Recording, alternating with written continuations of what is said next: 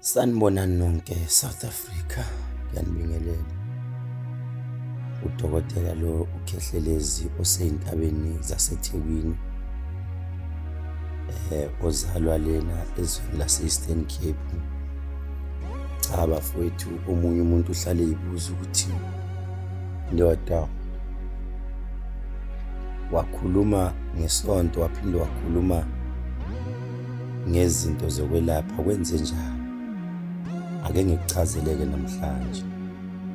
Uma sibheka ipolitiki, abakwa-Israyeli bathi bazobopha wonke umuntu okhuluma ngoNkulunkulu noma ngoJesu ngalena.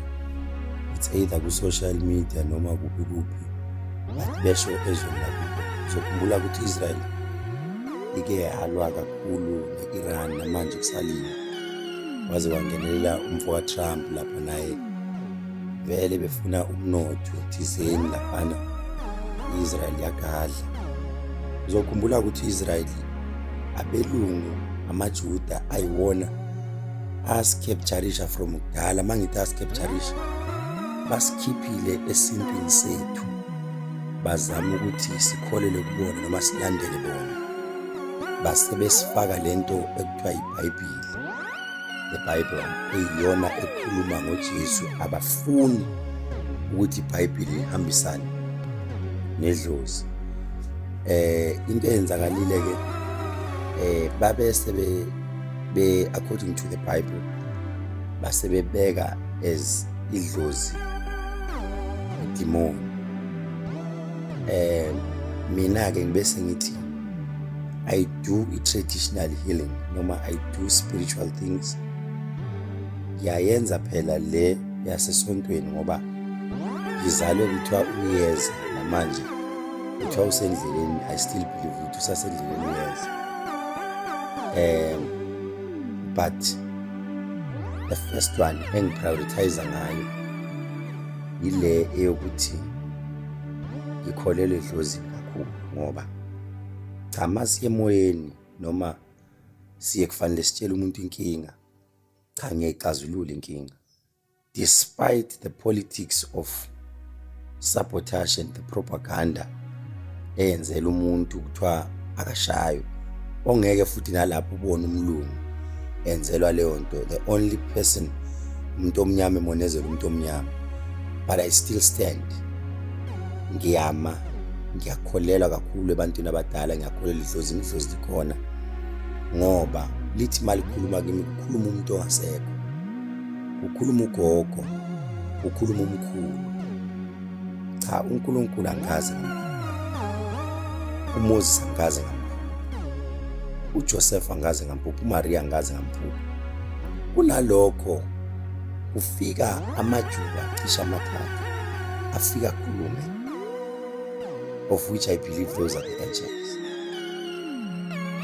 Asishayeleni izandla-ke leya ndoda, maybe masekukhuluma yena kuyozwakala. Ngelinye ilanga ngake ngakhuluma ngenkinga okhozini enzima kakhulu elandela uKhozi FM. Namanje ngaba mumbi, ngagcina uKhozini FM ngingasafakwa, kwathiwa ngingaphindi ngibizwe noma ngingaphindi ngenze i-interview khona ngenxa yosizo engangiqwashisa abantu isiza. Indaba yami noKhozi inde kakhulu, but one day naye ukhuba wakhuluma ngayo, wagcina ebhoboka, wangena abantu ey'nkingeni. Neyami ngelinye ilanga enkulu kakhulu indaba yami noKhozi FM. Ngaphinde ngayisho ngiyigudla kancane, ngathi hhayi ukuthi masiprofitha kulezo zinto zomsakazo sisuke iy'nkinga zasoKhozini singayiboni, siyayibona. Futhi miningi imimoya esithi masingena silwe nayo endlini zomsakazo. Ngidabukela i-management, abanye abasebenza innocent. Ngidabukela iy'ngane ezisebenza innocent, abasakazi abangazi lutho. Ukhona umuntu owalanda into, wayilanda nomuntu engizombiza ngithi uyi-client, naye uyathenga isikhathi oKhozini. Bayilanda lento, bayilanda befuna ukucontrol uKhozi, befuna ukulicontrola ukuthi kuziwe ngabo. Kunesikhathi la oke kwaba nempi, kwaqondana izinkunzi ezimbili zaqondana, wasuka umoyedwa kulezo inkunzi, yahamba le nkunzi yayolandisa ethwala elizweni thizeni, yabambisana nomunye umuntu oyiclient okhosini, bathi mabebambisana bavumelana ukuthi lento ngcono siyigcine khona endlini zomsakazo. Manje iyangidida lento ngoba ifuna umuntu ongathi uyaphakama noma umuntu ongathi powerful okhosini bese iyayihlabela. Uke wathi makathinta omunye umthandazi, wathinta kakhulu, wathi lo mthandazi bekumele kudlule umuntu ngamunye njalo ngonyaka. Ngicela abathandazi, ngicela abaseZC, ngicela uShembe, ngicela abasindiswa, ngicela izinyanga, ngicela izangoma, ngicela izanuse, ngicela bonke bafowethu bangilandele kakhulu iZayoni, zengilandele kakhulu emoyeni manje ngoba ngijulile. Ngiyafisa ukuthi lento nithi mangibe ungene esigodlweni phahla ungizwe kahle manje. Kukhona inkinga ehamba iqhuma ukhozi, iphinde ithinta uMaskandi, iphinde ithinta uTikTok. Yazi omunye uzodideka manje. Yazi la ngizwa kubulala nabantu kodwa impi iqala emoyeni emsakazweni, kodwa wathi umoya khona into eyashiwa omunye umuntu wayishiya. Yathi mayithi yacinga yathola ukuthi umnikazi akasekho. Yathi mayithi yacinga yathola ukuthi lo muntu akasekho okhosini.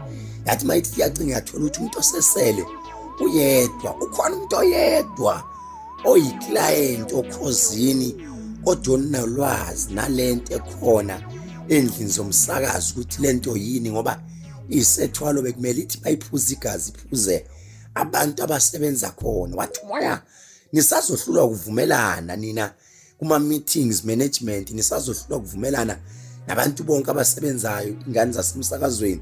Engizwa mina nihlebana nodwa noma nikhulumana nodwa nimonizelana. Omunye ethi mayiqala ibhizinisi ecele nomunye ali-attack. Wasethi umuntu kimi noma ikhona lento okufanele ngikhuza ukufa. Mayithi lo mthandazi kungadlula wani, ngathi mina cha, uthi umuhle ongadlula okhosini njalo ngonyaka. Kodwa ngizwa kukhulu umuntu ephelelwa amandla equleka phakathi endlini zomsakazo. Uthi uthi umoya kimi mabezama abantwana basokhosini abasebenzayo bethi nomnya uvula ibhizinisi eceleni, ngizwa li-attackwa, kodwa li-attackwa abanye abasebenza khona, li-attackwa imanagement. Wathi umoya yilento elicontrolayo edinga izinyanga straight, sidinga isintu, idinga isilo samabandla. Ngiyaxolisa, ngiyaphaphatha, ngiyakhuthama kakhulu zulo mnyama. Wathi uMoncwele kodwa ibidinga ukuthi azokhomanda ethi manje sesicela isiko lethu libuye, isithunzi sakaZulu sibuye. Kodwa lento ibifuna ukuthi naye uShemba bekhona, bese kuba nezinyanga khona nezangoma zigide njengomuntu angathi sibuyisa isithunzi sikhozi. Otherwise ikhona into ethinta futhi uTikTok ezawenza ukuthi abantu babulalane kakhulu. Ngizwa behamba bekhiphelana izimfihlo, nomunye ekhipha imfihlo kalana, nomunye ekhipha imfihlo kalona. Ngizwa kukhala isibhamu kakhulu, kodwa ekugcineni umkhwanazi usazosebenza kakhulu njengomuntu angathi usazolandela i-information. Umkhwanazi yazi kunabantu asazobadeploya, athi mayibadeploya abantu athi ake nilalele i-information. Kuney'mfihlo ezisazokhishwa abantu uTikTok ezizothi mayilandelwa lezi imfihlo kutholakala ukuthi lezi zinto zilegit. Abantu abasazenzi. Kunomoya omubi oqala endlini zomsakazo uhamba uzuthinte, kodwa abantu ka-TikTok uphinde uyothinta abantu bakaMaskandi. Wathi uMoncwele mos lento basuke bangena into zakaMaskandi, bangena ba-personal bajula kwangathi, kodwa abanye abantu bathi siyabona ukuthi sizophelelwa liphalishi noma sizophelelwa umsebenzi. Wasethi uMoncwele ukhona umuntu othunyiwe abangamnaki, inkosi uMancinza ethunyiwe abangayinaki, esazolamula ezinye izimpi, ilamula ezinye izinto abantu bengayinaki lento. Wathi uMoncwele uthe ngike ngabona kwehla umfokaZondi. Wathi uMoncwele inkosi umfokaZondi ezolamula ezinye izimpi, kodwa uzoyilamula kunezinto azoyiqondisa, kodwa ibambisane nonyazi lwezulu. Angazi noma niyangizwa yini, noma ningangithuka, kodwa manje ngizamile ukuyichaza lento. Ngiyabonga.